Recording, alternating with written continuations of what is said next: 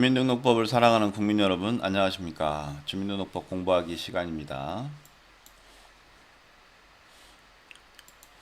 오늘은 지난번에 7호 서식을 공부했었는데요. 오늘은 10호 서식을 한번 공부해 보겠습니다. 주민등록법 7호 서식과 10호 서식은 우리 국민들이 가장 많이 쓰는 등초본 교부 신청서에 해당하죠. 이 신청서를 꼼꼼하게 유의사항을 지난번처럼 같이 한번 읽어보겠습니다. 자, 금융회사 등의 주민등록표 초본 열람 또는 교부 신청서가 정확한 명칭입니다. 시행규칙 별지 10호 서식이고요. 2020년 11월 30일 개정됐습니다. 자, 금융회사 등의라고 했습니다. 그러니까 금융회사를 포함한 금융회사 등의 주민등록표 초본 열람 또는 교부 신청서입니다. 여기서는 초본만 됩니다. 이 신청서는 등본 자체를 고민할 필요가 없습니다. 자, 금융회사 등이니까 금융회사 외의 기관도 외의 법인도 들어가는데 대표적인 회사가 신용정보회사가 되겠습니다. 뒤쪽의 유의사항을 읽고 작성하기 바라며 해당하는 내용의 표에 괄호 안에 V 표시를 합니다. 자, 신청기관은 여기는 개인이 없고 무조건 법인이 신청을 하게 됩니다. 그 다음에 기관명이 들어갈 것이고 대표자, 그 다음에 대표자의 서명 또는 인이 들어갑니다. 소재지, 그 다음에 방문자, 직원이 방문하겠죠. 위임이 거의 없습니다. 직원이 오기 때문에 위임장이 필요 없습니다. 여기 다른 것과 달리 요게 중요합니다. 사업자 등록번호와 설립 근거 법률을 같이 확인해야 됩니다. 그래서 이 금융회사 등에 해당하는 금융회사 등에 해당하는 업체가 와야 이 신청서가 적법한 것입니다. 그러면 요 금융회사 등은 어떤 회사들이 이 신청서를 쓸 수 있는지 한번 봐야 되는데요. 이거는 시행령에 규정되어 있습니다.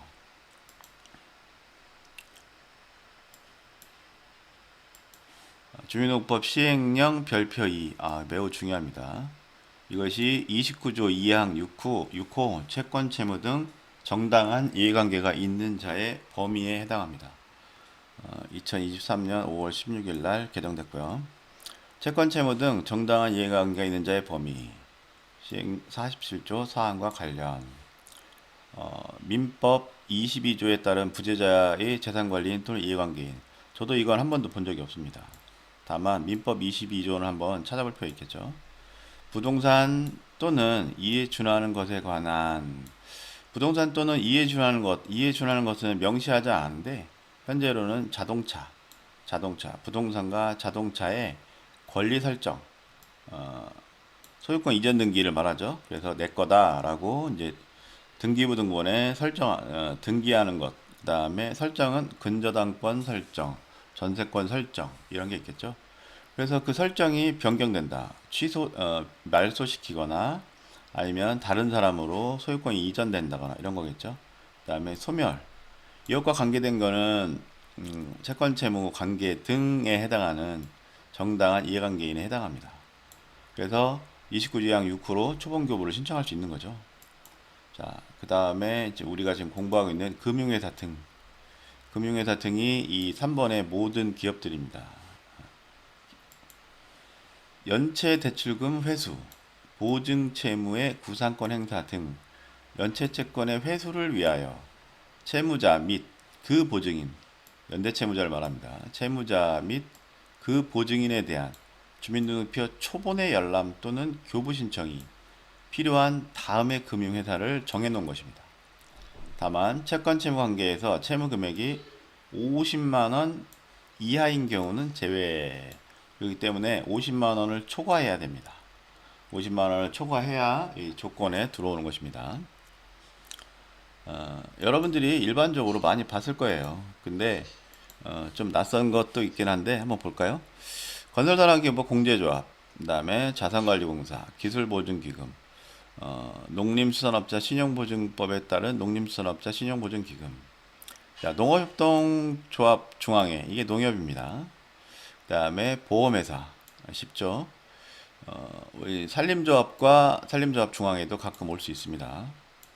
자, 상호저축은행. 자, 저축은행이라는 표현을 쓰는데요. 여기는 은행법에 따른 그 은행이 아닙니다. 상호저축은행법에 따른 상호저축은행입니다. 요것이 대부업과 조금 비슷한 소지가 있는데요. 대부업과 구분해서 판단하시기 바랍니다. 대부업이라 업체는 이런 은행이라는 명칭을 쓰지를 못합니다. 유사한 금융업에 대해서 금융감독원에서 관리를 하고 있어요.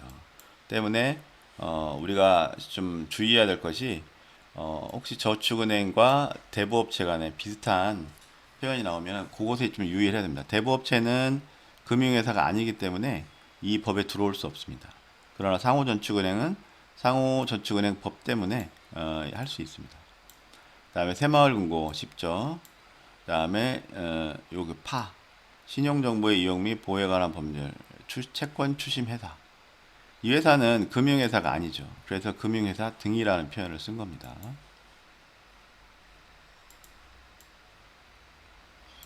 그 외에 뭐 표현이 좀 어려운 단어, 여신 전문 금융회사.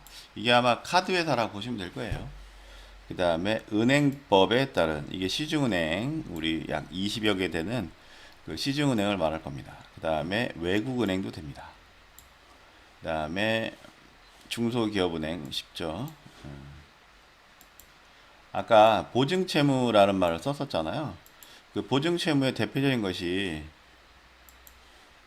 지역신용보증재단과 신용보증재단 중앙입니다. 우리 지방자치단체에서 그 돈을 출자해서 신용보증재단을 만들고 그 신용보증재단이 그 부실해진 그 자영업자들한테, 그러니까 은행에서 자영업자가 돈을 꾸면 은행에다 그걸 못 갚습니다. 그걸 못 갚으면 그것을 이제 우리 보증채무로 다시 이 신용보증재단에서 갚아주고 나서 그 채무자한테 구상권을 행사하는 사례입니다. 이것도 한번 보시기 바라고요. 그 외엔 특별한 거 없습니다. 그 다음에 요게 약간 서민의 금융생활 지원에 관한 법률 3조 서민금융진흥원과 같은 사업 수행기관. 그래서 이거는 햇살론 이런 거라고 봐야 됩니다. 요거는 개별적으로 사안이 오면은 그때그때 검토를 해봐야 될 겁니다.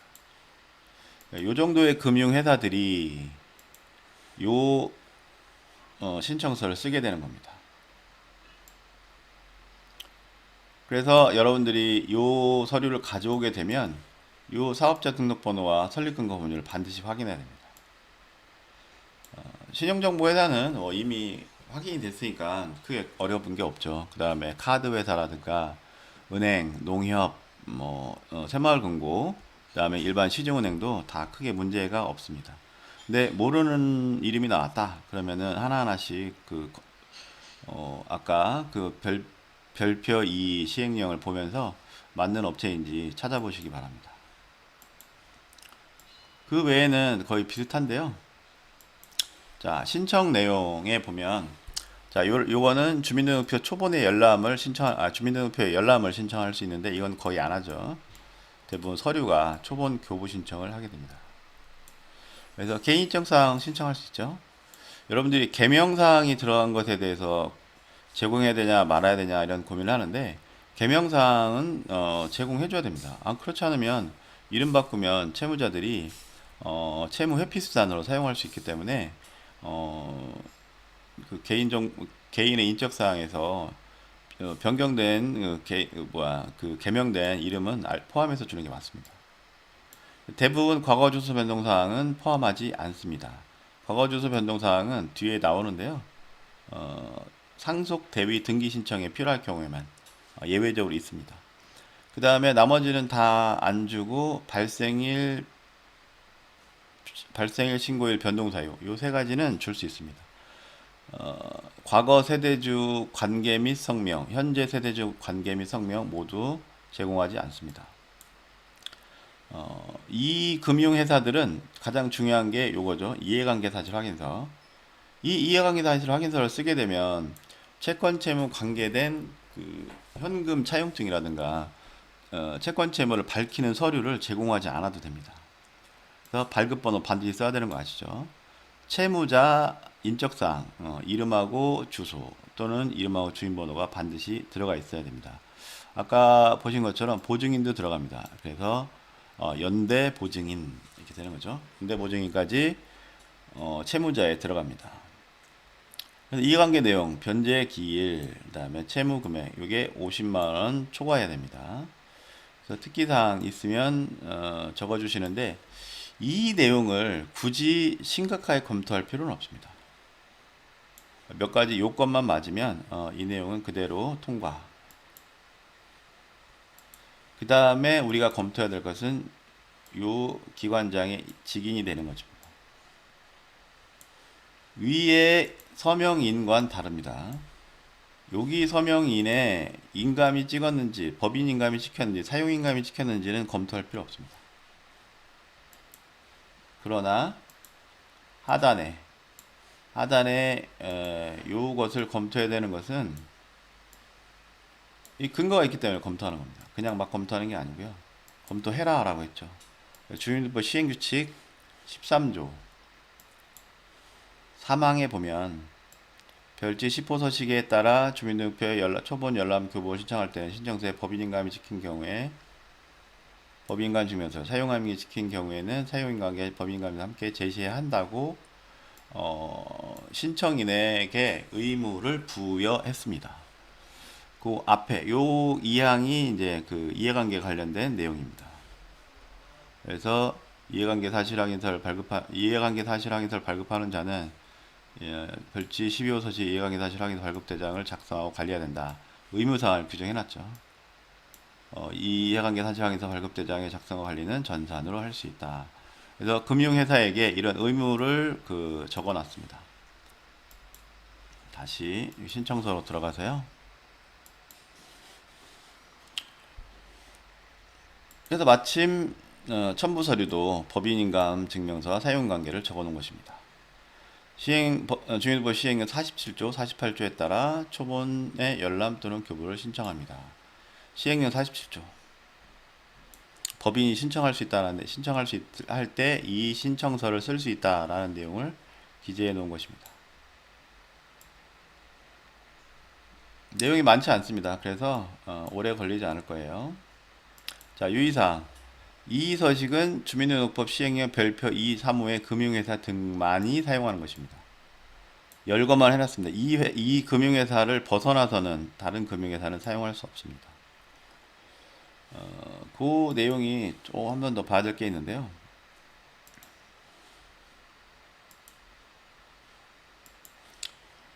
여기 사회, 개인 및 법인 등의 채권채무와 관계되는 자, 요 법인은 앞에 3번에 적혀 있는 법인을 제외한 법인. 다르죠. 그래서 여기는 금융회사의 법인이고 이 법인은 다른 회사의 법인. 예를 들어 뭐 삼성전자, LG전자 뭐 이런 걸 말하는 겁니다. 다시 나머지는 7호 서식과 비슷해요. 2번은 벌칙조항이죠. 자, 3. 방문자는 주민등록증과 등 신분증명서와 사원증을 제시해야 됩니다. 또는 재직증명서. 자, 방문자가 그 법인의 직원이기 때문입니다. 직원일 경우에 그 직원임을 반드시 확인하라는 얘기입니다. 신분증명서는 주민등록증이 아니어도 다양한 것으로 확인할 수 있다라고 얘기했었습니다. 발급번호가 적혀있지 않은 이해관계 사실 확인서는 관계증명자료로 인정하지 않습니다. 그러니까 빠꾸. 신청서를 받은 기관은 우리가 되겠죠? 이해관계 사실 확인서 발급대장의 사본 제시를 요청할 수 있다. 이것이 감독 권한입니다. 우리 동사무소가 이 법인들을 관리할 수 있는 감독 권한입니다. 그래서 한 번 정도 우리 기관이 이해관계 사찰에서 발급대장 사본 제시를 요청을 한번 해볼 필요도 있어요. 아직까지는 안 해봤는데. 그 다음 5번이 중요합니다. 5번이 매우 중요. 신용정보업자가 신용정보회사가 이해관계 사실 확인서를 쓸 때가 있습니다. 이해관계 사실을 쓰게 되면 위수탁 계약서를 첨부해야 됩니다. 그래서 많이 올라오는 질문이 위수탁 계약서 계약 기간이 종료됐는데 어떻게 해야 되냐? 계약 기간 종료됐는지 안 됐는지, 계약이 만료됐는지 안 됐는지를 전화라든지 뭐든지 통해서 확인해 봐야 됩니다. 그게 심사의 과정입니다. 우리가 신청서를 제출하면 시행규칙 13조의 규정에 따라서 심사해야 되는 규정을 지난번에 말씀을 드렸었죠. 이게 되게 중요한 거예요. 별지 10호 서식을 기재된 사항과 그 관계 증명 자료를 확인한 후 주민등록표를 열람하게 하거나 등초본을 교부해야 된다. 이 경우 신청 목적에 따라 생략하고 열람하거나 교부할 수 있다. 이거 써 있잖아요. 그래서 심사하지 않으면 그건 우리 잘못입니다. 그래서 꼼꼼하게 서류를 보고 어디를 심사해야 되는지를 법령, 시행규칙, 그 다음에 이 신청서를 보고 우리가 심사한 후에 발급을 허가해야 됩니다. 자, 6번. 6번도 지난번에 공부를 했기 때문에 크게 어려움이 없습니다. 과거의 주소 변동 사항은 채권자의 상속에 따른 소유권 이전 등기의 대위 신청 등 채무자 확인을 위하여 필요한 경우에만 열람하거나 교부할 수 있다. 대위 신청 등이라고 했어요. 꼭 대위 신청이 아니더라도 채무자 확인을 위하여 필요한 경우를 소명해주면 교부받을 수 있습니다. 자, 교부받을 수 있기 때문에 우리가 교부를 허가해줘야 되겠죠. 그러니까 우리가 심사한 후에 과거 주소까지 필요하다라고 판단하면 줄 수 있다는 내용입니다.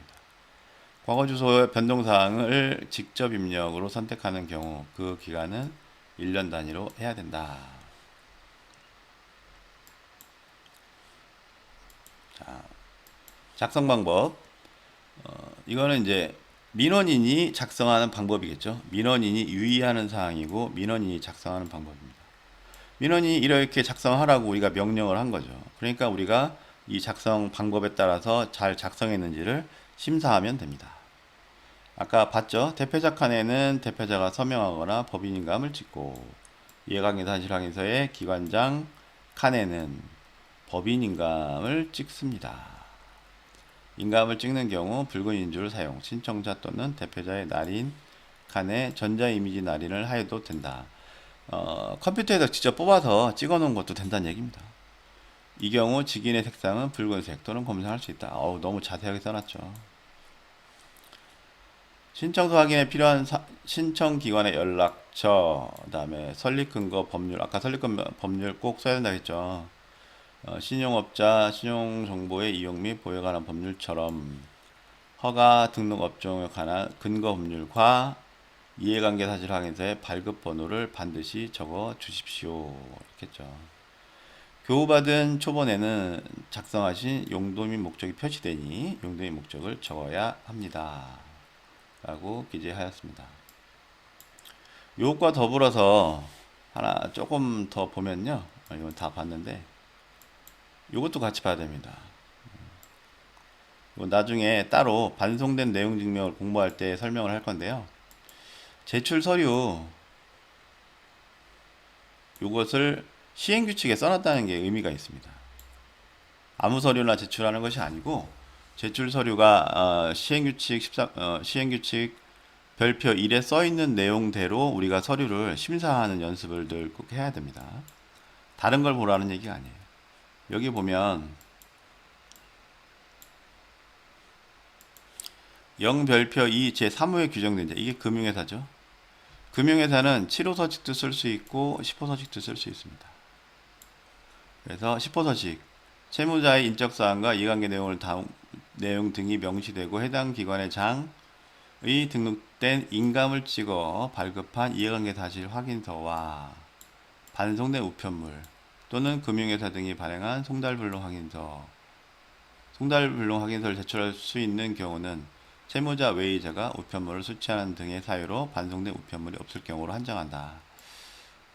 그래서 시포서식과 반송된 우편물을 같이